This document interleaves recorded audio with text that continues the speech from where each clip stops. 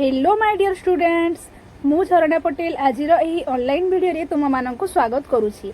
आमे पूर्व वीडियो रे जातीय आय और मुंड पिछा आय कौन ताहा जानिथिला। आज आमे भारत रे प्रणयन हेतिबा प्रथम पंचवार्षिक योजना विषय रे पढ़िबा और जानिबा। पिला माने तुमे जानिछ आम भारत एक विकासोन्मुखी देश बा डेवलपिंग कंट्रीज। एठारी जातीय आय और मुंड पिछा आय अन्य देश तुलन रे बहुत कम, किंतु आमे जदि इंग्रेज मानक आसीबा पूर्वरु भारत को देखिबा ताहेले भारत को सेतेबेले आमे सोने की चिड़िया बोली कहूथुला, किंतु परे जेतेबेले इंग्रेज माने आम भारत को दीर्घ 200 वर्ष धरी शासन कले और भारतर सबु धन संपत्ति लुटि नेथिले तेबे सेतेबेले आम भारतर अर्थनीति पूरा दोहली जाइथिला। मात्र 1947 मसीहा परे भारत स्वाधीनता हेला परे भारत सरकार देशर अर्थनीति को सुदृढ़ करबा पई विभिन्न प्रकारर पदक्षेप नहीं। सेथि मध्यरु कृषि क्षेत्र में किपरि अधिक उत्पादन हेबो, आमर श्रमिक माने किपरि आत्मनिर्भरशील हेबे, सेथि पई विभिन्न प्रकारर नीति प्रणयन करा जायथिला।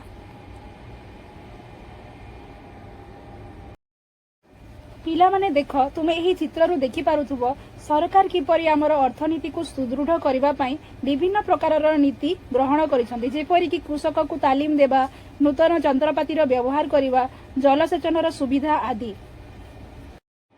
1951 मसीह रे भारत सरकार प्रथम पंचवार्षिक योजना आरंभ करथिले, जेउथिरे कि से विभिन्न प्रकारर नीति ग्रहण करथिले आमर अर्थनीतिर विकास पई। सेथि मध्यरु केतेक मुख्य नीति गुड़िक है जमीदारी प्रथा उच्छेद, जलसेचन सुविधा, कृषकों को तालीम देवा, कम ऋण व्यवस्था, उन्नत यंत्रपातिर व्यवहार, सबुज विप्लव जहाँकि 1960 मसीह आरंभ होता, जहाद्वारा कि आमर खाद्य शस्य वृद्धि होता, बैंक डाक और रेल विभाग रे वृद्धि। 1948 मसीह आमर शिल्पर विकास पाई विभिन्न प्रकारर नीतिर प्रणयन करा जायतिला। 1991 मसीह नूतन आर्थिक नीतिर आरंभ हैला। नूतन आर्थिक नीति न्यू इकोनॉमिक पॉलिसी 1991 मसीहा परठारु भारत रे एक नूतन आर्थिक नीति प्रणयन करा जाय, तदनुजाई विभिन्न प्रकारर संस्कार मूलक कार्यक्रम मान हाथ को नियागला।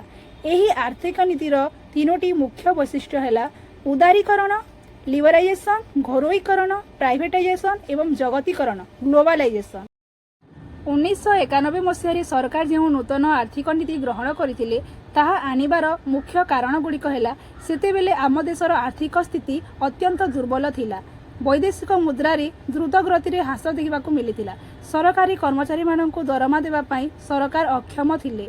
आम भारतर गच्छित सुना को सेतेबेले बैंक ऑफ लंडन रे बंधा पकाइबार परिस्थिति मध्य सृष्टि हो जाइथिला। भारतर जिनिस पत्रर दरदाम मध्य सेतेबेले अधिकांश वृद्धि पाइबाकू लागिथिला। हेलो माय डियर स्टूडेंट्स, आमे पूर्व वीडियो रे नूतन आर्थिक नीति जहाँकि 1991 मसीह रे भारत को आसीथिला ताहा आसीबा पछर मुख्य कारण गुड़िक विषय रे आलोचना करिथिला। आज आमे एही अर्थनीतिर तीनोटी मुख्य वैशिष्ट्य यथा उदारीकरण, घरोईकरण एवं जगतीकरण कौन ताहा विषय रे जानिबा। उदारीकरण बा लिबराइजेशन। उदारीकरण माने हेला सरकार दयाबान बा उदार हेबा।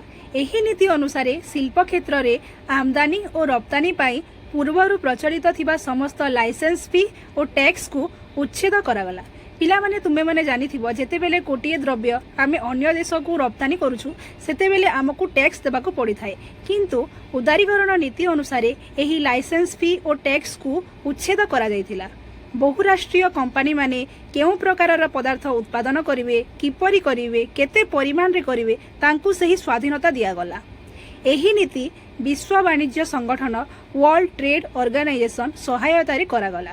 2016 मसीहा सुधा 164 देश एहार सदस्य।